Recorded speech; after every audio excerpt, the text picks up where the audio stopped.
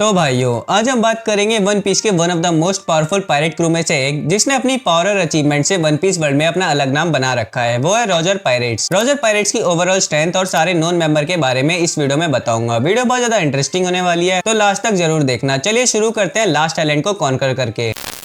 Roger pirate, जिनका captain है Goldy Roger, जो किंग ऑफ द पायरेट है, जिसके कारण से रॉजर पायरेट अपने एरा में one of the strongest crew में से एक था और वन पीस की हिस्ट्री में भी one of the most powerful crew है। क्योंकि सबसे पहली बात, Roger pirates God valley incident का पार्ट था। वहां पर मरीन की तरफ से मंकी डी गार पर बोगट थे, सेलेस्टियल ड्रैगन की तरफ से सेंट गार्लिंग फिगारलैंड था और रॉक्स पायरेट भी था, जिसमें Rocks D Xebec, Kaido, Big Mom, Shiki, Whitebeard जैसे पावरफुल कैरेक्टर थे। और गॉड वैली में रॉजर ने गार्प के साथ हाथ मिलाकर रॉक्स पायरेट को डिफीट करा, जिससे गॉड वैली डिस्ट्रॉय हो गया। और अब रॉजर अपने क्रू के साथ गया था, तो बाकी के रॉजर पायरेट के मेंबर ने भी गॉड वैली में फाइट करी होगी। फिर भी रॉजर पायरेट के सारे मेंबर सही सलामत गॉड वैली से आ गए और रॉजर पायरेट ने अपने राइवल रॉक्स पायरेट को डिफीट करने के बाद भी व्हाइट बीट पायरेट से भी बहुत बार फाइट करी थी, जो रॉजर पायरेट जैसे ही पावरफुल क्रू था, जिनका कैप्टन वर्ल्ड स्ट्रॉन्गेस्ट मैन था व्हाइट बियर्ड। और एक बार तो रॉजर की लास्ट जर्नी में रॉजर पायरेट ने व्हाइट बीट पायरेट से 3 दिन और 3 रात तक फाइट करी थी, जो एंड में ड्रॉ हो गई थी। और मरीन के बहुत सारे मेंबर को भी डिफीट करा इन्होंने और सेंगोकू और गार्प से भी बहुत बार फाइट करी है। और रॉजर पायरेट ने अकेले शिक्की की लार्ज फ्लीट से फाइट करी थी, जिस फाइट में इनके पास बहुत ज्यादा डिसएडवांटेज थी, क्योंकि शिक्की के पास 51 शिप थी। फिर भी रॉजर पायरेट में किसी की भी हिम्मत नहीं टूटी लॉर्ड बगी को छोड़ के। और रॉजर पायरेट की अकेले शिप, जिसमें भी गिनती के मेंबर थे, शिक्की की लास्ट फ्लीट से फाइट करते हैं। वो तो स्टॉर्म आके शिक्की को अपने साथ लेके चला जाता है, इसलिए रॉजर पायरेट विक्ट्री गेन कर लेते हैं एड वॉर में। और रॉजर पायरेट के पास वन पीस की one of the strongest ship भी है, ओरा जैक्सन, जिसे टॉम ने बनाया है, जो मोस्ट स्किल्ड शिपराइट था अपने एरा का ट्रेजर ट्री एडम से, जिसकी वैल्यू 200 मिलियन बेरीज है। और रॉजर पायरेट तो एक लौता क्रू है जिसने ग्रैंड लाइन को कॉन्कर करा और फाइनल आइलैंड पे पहुंचे, जिसे रॉजर ने लाफ टेल का नाम दिया। और ऐसा करने के लिए इन्होंने 4 रोड पोनेग्लिफ को ढूंढा और ओडन को क्रू में रिक्रूट करके पोनेग्लिफ को समझा। और सब कुछ करने के बाद रॉजर पायरेट में भी जो भी मेंबर थे, सबको लास्ट में वर्ल्ड की ट्रू हिस्ट्री के बारे में पता चला, जिसमें वॉइड सेंचुरी के इवेंट्स और जॉय बॉय था। और रॉजर पायरेट को विल ऑफ डी के बारे में भी पता है। और ये जो काम रॉजर पायरेट ने लाफ टेल पे जाने का करा है, यही काम करने के लिए अभी करंट के एरा के स्ट्रॉन्गेस्ट कैरेक्टर फाइट कर रहे हैं। उसके लिए रॉजर पायरेट में जो भी मेंबर थे, सबकी तरह अभी की जनरेशन को will power, strength and abilities को दिखाना पड़ेगा। जिसने ये काम कर दिया उसका वन पीस। तो चलो अब रॉजर पायरेट के सारे नॉन मेंबर के बारे में बात करते हैं। उसमें से पहले कुछ ऐसे मेंबर के बारे में बताता हूँ जिनका बस नाम या थोड़ी सी इन्फॉर्मेशन पता है। उसमें से सबसे पहला मेंबर है